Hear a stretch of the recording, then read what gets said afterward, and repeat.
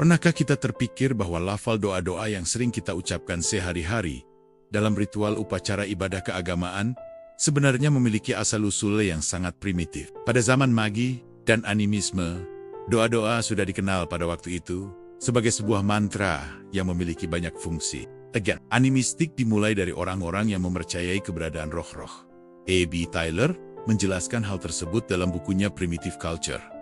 Dari mana asalnya kepercayaan roh itu? Orang-orang zaman dulu sering terheran-heran dengan fenomena dan gambaran dalam mimpi, seolah ada dualisme tubuh dalam dirinya. Pertama, tubuh asli yang terbaring di tempat tidur, dan kedua, tubuh dalam gambaran mimpi yang sering bisa melakukan perjalanan jauh melampaui ruang dan waktu. Tubuh dalam gambaran mimpi ini disebut jiwa, dan apabila manusia telah mati, maka jiwa ini meninggalkan tubuhnya menjadi roh.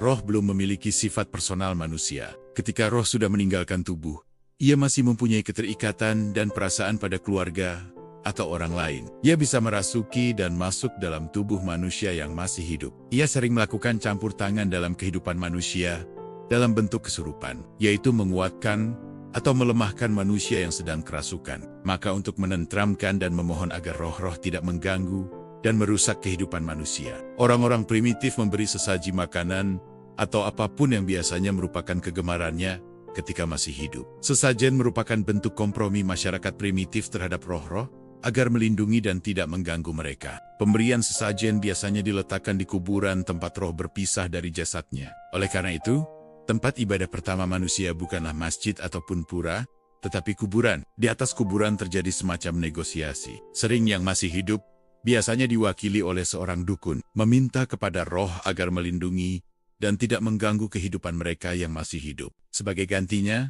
mereka memberikan persembahan makanan dan minuman yang digemari roh sebelum berpisah dari tubuh ketika mati. Lama-kelamaan, roh yang belum memiliki atribut manusia berkembang menjadi iblis, setan, atau jin, yaitu roh yang sering ikut campur tangan dalam kehidupan manusia primitif, dengan cara merasuki tubuh-tubuh manusia yang masih hidup. Dengan begitu konsep roh dan setan muncul dalam alam pikiran manusia, mendahului konsep dewa dan Tuhan. Kemudian berkembang lagi, karena kehidupan manusia berhadapan dengan alam raya yang dahsyat dan gejala-gejalanya yang membawa penyakit ataupun keberuntungan. Masyarakat primitif mulai meyakini bahwa benda-benda besar semisal langit, matahari, sungai, laut, dan gunung itu didiami dan digerakkan oleh kekuatan roh. Roh ini dipersonalisasi seperti karakter dan sifat manusia. Jadilah dewa matahari, dewa laut, dewa langit, dan sebagainya. Dewa-dewi merupakan roh yang telah mendapatkan atribut personal seperti manusia. Mulai dari sini mantra yang dulunya diucapkan oleh seorang dukun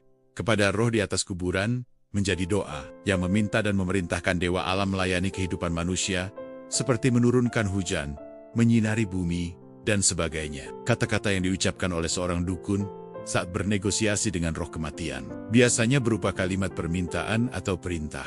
Begitu juga dengan doa yang diucapkan seorang pendeta kepada dewa-dewa agar memberkati kehidupan manusia, seperti menyuburkan tanah, menurunkan rezeki, atau segala hal yang berkaitan dengan kehidupan. Dilafalkan dalam bentuk kata kerja, perintah, turunkanlah, berikanlah, suburkanlah, jagalah, dan sebagainya. Kata kerja perintah ini bukan tidak memiliki makna, karena merupakan usaha intervensi kepada sosok dua-dui agar melakukan apa yang diinginkan manusia. Mantra dan doa yang berbentuk kata kerja perintah memiliki kekuatan pengaruh magis kepada yang diperintah untuk melakukan apa yang dimaui. Dalam bukunya Language and Magic, Toshihiko Izutsu menjelaskan bahwa mantra yang diucapkan seorang dukun kenapa selalu berbentuk kata kerja perintah, karena berfungsi untuk memengaruhi dan meminta secara magis kepada yang disuruh agar melakukan apa yang diinginkan. Doa adalah bahasa Arab yang berasal dari kata da'a yadu'u, yang artinya meminta,